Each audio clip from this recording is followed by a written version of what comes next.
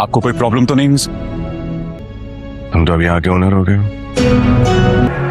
आना तो नहीं था, लेकिन तुम्हारे लिए आया। तुम यहाँ धोखेबाज। एक्सक्यूज मी, तुमसे मिलने और तुमसे बात करना। धोखेबाज। ओ यस,